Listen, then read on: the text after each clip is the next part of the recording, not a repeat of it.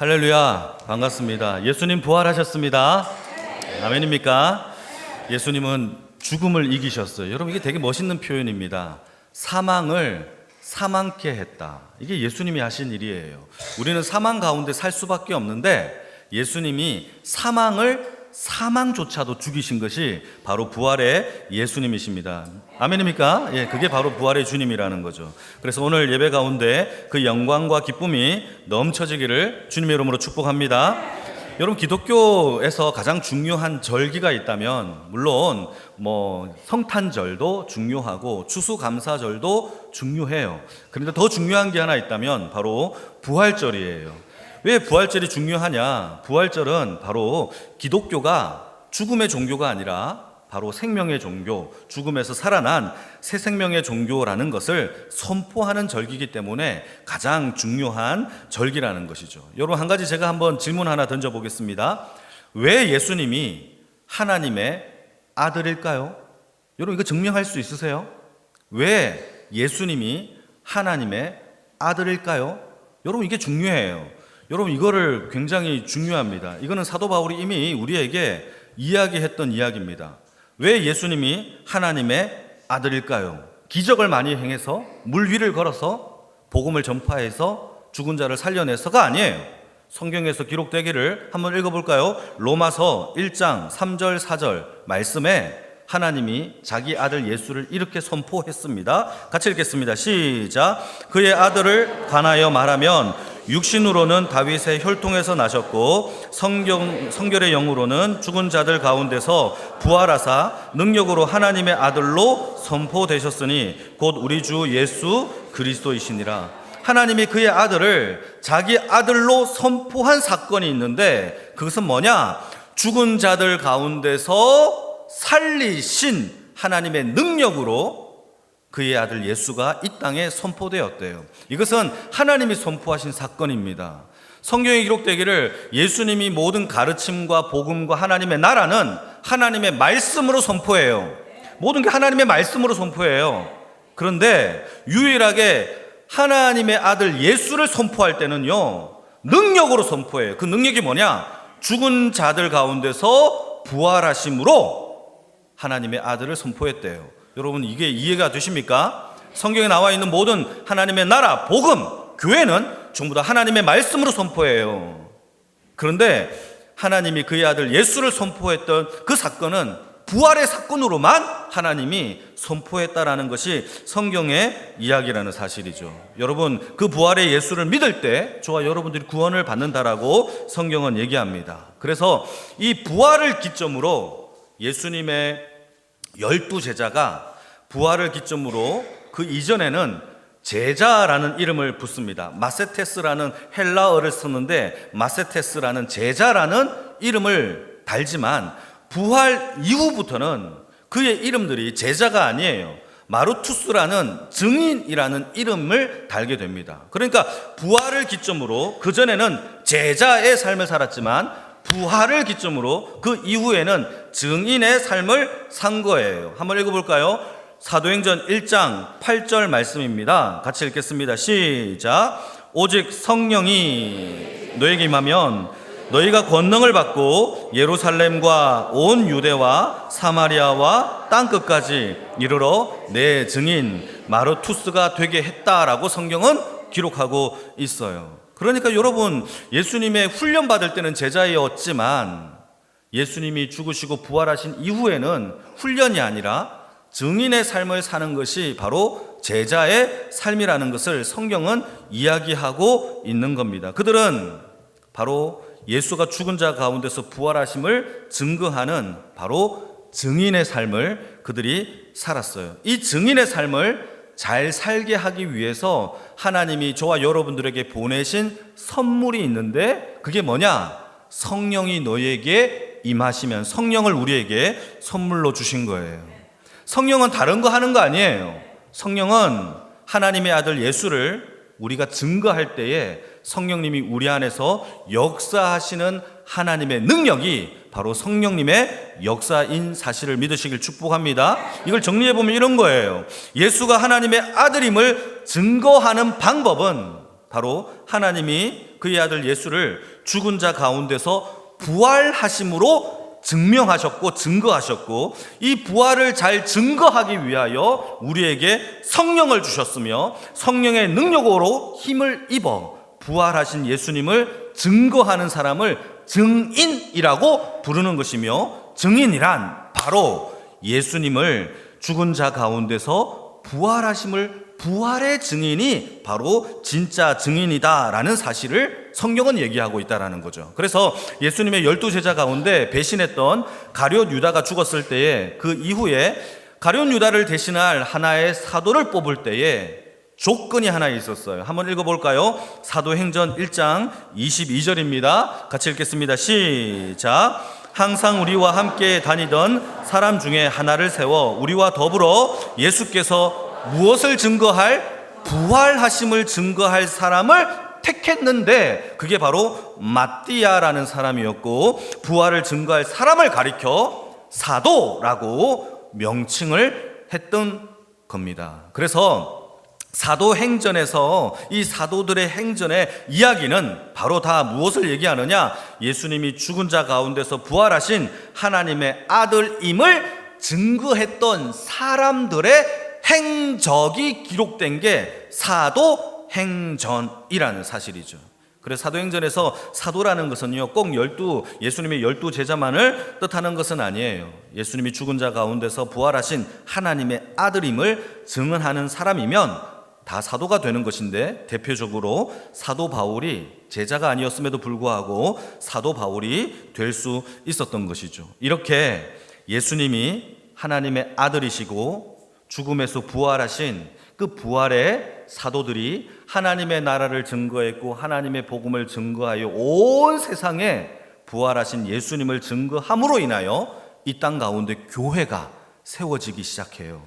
그 교회에서 파송한 선교사님들이 전 세계에 퍼지기 시작해요. 그 선교사님들의 입 가운데서 퍼진 하나님의 복음으로 인하여 전 세계 가운데 교회가 세워지게 되었고, 대한민국 전라남도 순천시 매곡동 산자락에도 하나님의 교회와 병원과 학교가 세워져서 오늘 저와 여러분들이 예수를 죽은 자 가운데서 부활하신 그 부활의 예수를 믿게 된 것이 아니겠습니까? 그게 바로 우리가 믿는 예수의, 하나님의 사도들의 행적의 역사인 것이죠. 문제가 있어요. 여러분, 중요한 것은 증인은요, 예수를 부활하신 그 증인은요, 증거를 해야 진짜 증인이 될 수 있어요. 그래서 오늘 부활절을 맞이하여 우리가 다 하나님 앞에 예수의 부활하신 증인이심을 믿고 증거하시기를 주님의 이름으로 축복합니다. 사도행전을요, 다른 말로 성령행전이라고도 해요. 왜냐하면 여러분, 사도행전은요 되게 독특해요. 다른 성경과 좀 다르게 복음서 다음으로 놀라운 기적과 능력과 표적들이 가장 많이 나오는 그런 곳이 어디냐? 바로 사도행전에 굉장히 많이 나옵니다. 사도들이 도대체 뭘 했느냐? 하나님의 나라를 전파했는데, 그것은 곧 부활하신 예수님, 죽음에서 살아나신 예수님이 하나님의 아들이심을 증거할 때마다, 중요합니다, 하나님의 아들이심을 증거할 때마다 성령님이 가만히 있지 아니하시고 하나님의 아들이심을 성령님도 전파하고 선포하고 증명하시고 증거를 나타냈는데, 그게 바로 성령의 능력으로 표적과 능력이 나타났다라는 것이 성경의 이야기예요. 여러분, 성령님의 역사는 언제 나타나느냐? 우리가 예수를 죽음에서 부활하신 예수를 선포할 때에 표적과 능력과 역사하심이 나타나요. 기도를 많이 해서 막 그렇게 하는 게 아니라 오직 예수가 선포되고 예수가 왕이 되어질 때에 하나님의 교회는 성령의 능력이 펼쳐진다라는 사실을 믿으시기를 축복합니다. 여러분, 성령의 능력 가운데 가장 큰 능력이 무엇인지 아십니까? 우리 다 알아요. 우리가 사도 신경, 신앙 고백에서 맨날 고백하는 것이 성령의 가장 큰 능력을 선포하는 겁니다. 뭡니까? 여러분, 성령님의 가장 큰 기적은 이 땅에 교회를 세우는 거예요.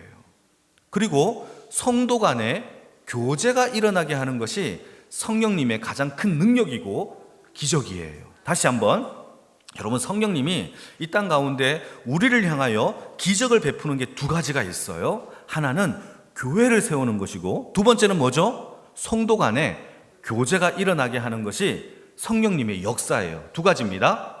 여러분 기억하셔야 됩니다. 여러분, 이것이 여러분 고백되어지는 것이 사도신경이에요. 우리가 신앙 고백으로 하는 거. 여러분, 사도신경은요, 세 가지의 믿음을 고백합니다. 이거 다 기억하셔야 됩니다. 세 가지인데, 첫 번째는 나는 성부 하나님을 믿습니다. 두 번째는 나는 성자 하나님을 믿습니다. 세 번째는 나는 성령 하나님을 믿습니다가 우리의 신앙 고백이에요.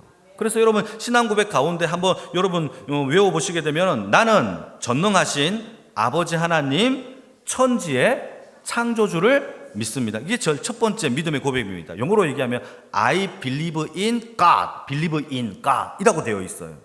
두 번째는 뭡니까? 그 뒤에 보시게 되면 나는 그의 유일하신 아들 우리 주 예수 그리스도를 믿습니다. I believe in Jesus Christ. 이거 두 번째 고백이에요. 그리고 예수님이 하신 일들을 쭉 기록하다가 마지막 세 번째 고백이죠. 나는 성령님을 믿습니다. I believe in Holy Spirit라고 얘기를 해요.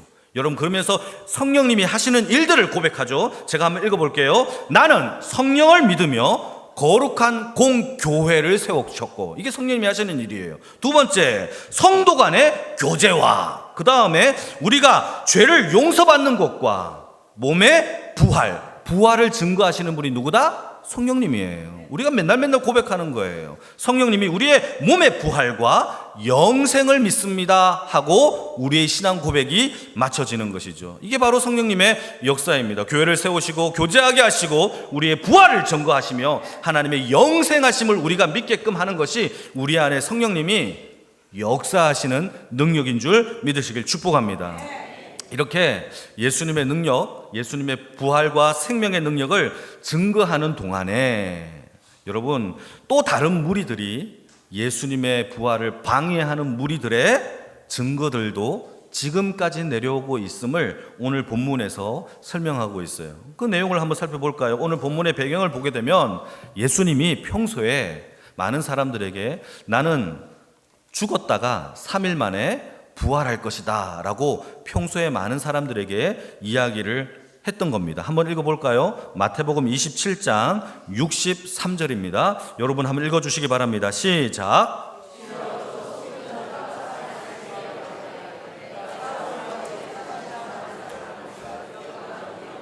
여러분, 여기에서 주여라는 단어는 빌라도를 의미하고 있고, 저 속이는 자가 누구냐 하면 예수님을 의미하고 있고, 맨 뒤에 보게 되면은 우리가 라는 단어는 대제사장을 의미하고 있어요. 그러니까 이런 뜻입니다.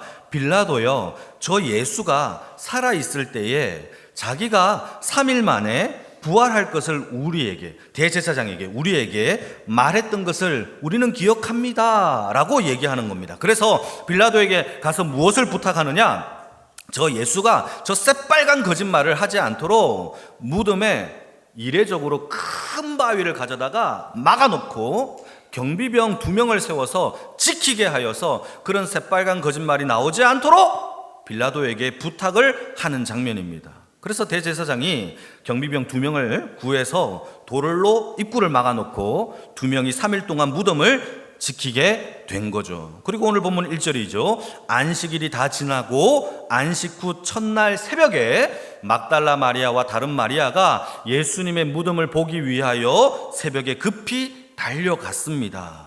여러분, 예수님의 장례가 금요일 날에 일어났죠. 금요일 날에 장사가 이루어지고 토요일 날은 유대인의 안식일이에요. 그 다음 날 주일날, 오늘이죠. 첫 새벽에 예수님이 부활하신 겁니다. 바로 이런 사건인 거예요. 이때 달려가 보니까 어떤 일이 벌어집니까? 2절 말씀에 보시게 되니까 큰 지진이 나며 주의 천사가 내려와 큰 돌을 옮겨놓고 그 돌 위에 앉아 있는 것을 막달라 마리아와 다른 마리아가 본 겁니다. 그리고 한번 읽어볼까요? 3절, 4절 같이 한번 읽겠습니다. 시작.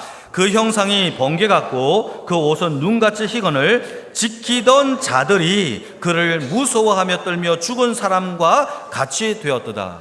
여러분, 4절에 지키던 자들이 누굽니까? 경비병들이에요.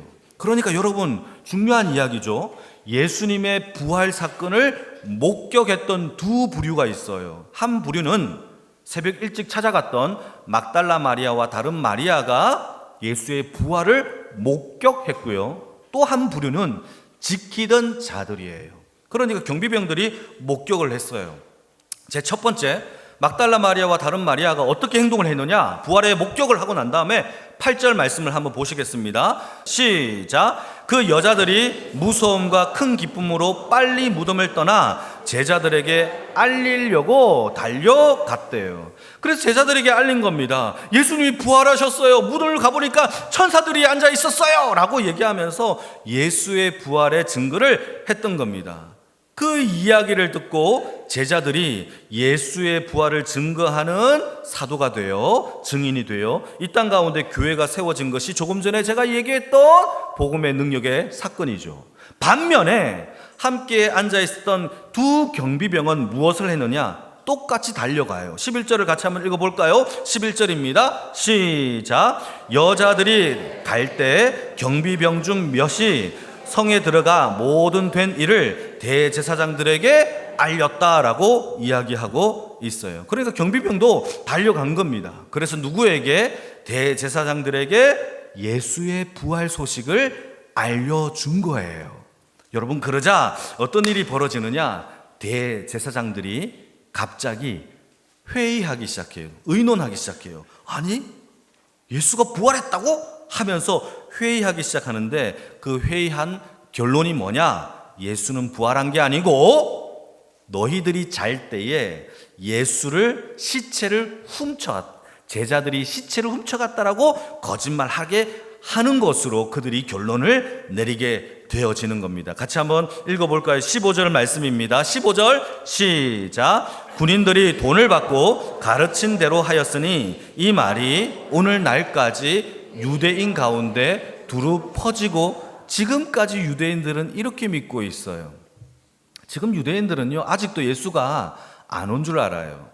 그리고 메시아를 아직도 기다린단 말이죠. 두 가지 소문이 났어요. 하나는 부활의 소식을 전한 부활의 능력을 믿는 부류와 아직도 믿지 아니하는 부활의 소식이 아니라 시체를 훔쳐갔다라는 그런 군인들의 거짓 소문을 아직도 믿고 있는 것이죠. 여러분, 우리는 예수가 부활하셨음을 믿는 주의 백성인 줄 믿으시길 축복합니다. 그 믿음이죠. 그게 믿음이죠. 여러분, 중요해요. 여러분, 우리가 예수의 부활을 믿지 못한다면 잘 들으셔야 됩니다. 그 구원은 가짜예요. 예수가 부활하셨다람을 믿지 못하는 그 구원은 가짜예요. 예수가 우리를 위하여 죄에 대하여 죽으신 것만 믿는 것도 반쪽짜리 복음이에요. 우리가 믿는 구원은요, 예수가 나를 위하여 죽었다가 아니라 죽음에서 살아나 새 생명 가운데서 살게 하신 하나님의 생명과 능력이 우리 안에 있다라는 것을 믿는 생명 가운데 있는 줄 믿으시길 축복합니다. 그래서요, 중요해요. 구원이라는 단어가 나올 때마다 항상 같이 나오는 단어가 또 하나 있어요. 그게 생명, 영생, 새 생명이라는 단어예요. 성경에 우리를 구원하셨다라는 이 단어에는 항상 같이 다니는 쌍둥이가 있는데 그게 영생이고 생명이고 새 생명이에요. 여러분, 로마서 6장 23절 아십니까? 죄의 싹은 사망이요, 하나님의 은사는 우리 주 예수 그리스도 안에 있는 영생이니라. 여러분, 그게 영생이에요. 우리가 하나님의 은사 선물을 받았는데 그건 영생을 받았대요. 요한복음 3장 16절도 아십니까? 하나님이 세상을 이처럼 사랑하사 독생자를 주셨으니 이는 저를 믿는 자마다 멸망하지 않고 무엇을 주시기 위한다? 영생이에요. 다 영생을 주시기 위해인데요. 여러분, 예수님은 죽기만 한 게 아니에요. 부활하셔서 우리에게 생명을 주시고자 부활하신 거예요. 여러분, 갈라디아서 6장 8절도 한번 읽어볼까요? 같이 읽겠습니다. 시작. 자기의 육체를 위하여 심는 자는 육체로부터 썩어질 것을 거두고 성령을 위하여 심는 자는 성령으로부터 뭘 거둔다? 영생을 거둔대요. 여러분, 구원의 귀결은 무조건 영생이에요. 영생 없는, 생명 없는 구원은 가짜예요. 이 일을 하시는 분이 누구냐? 성령님이세요. 우리에게 그 생명을 증거하시고 예수를 믿게끔 하나님의 능력으로 선포하시는 것이 바로 성령의 사역인 겁니다. 그래서 우리가 예수의 생명을 증거할 때마다 성령님의 능력이 나타나는 것이고, 선교의 사역과 복음의 사역과 이웃을 구제할 때마다 생명의 능력, 성령의 능력들이 나타나게 되어져 있다라는 사실입니다. 여러분, 우리가 예수님의 부활의 증인이 된 줄로 믿으시기를 축복합니다. 하나님은 우리에게 이 땅에 예수가 부활하신 후에 한번 생각해 보십시오. 하나님이 이 땅에 수많은 증거물을 남겨놓으시면 얼마나 좋을까요?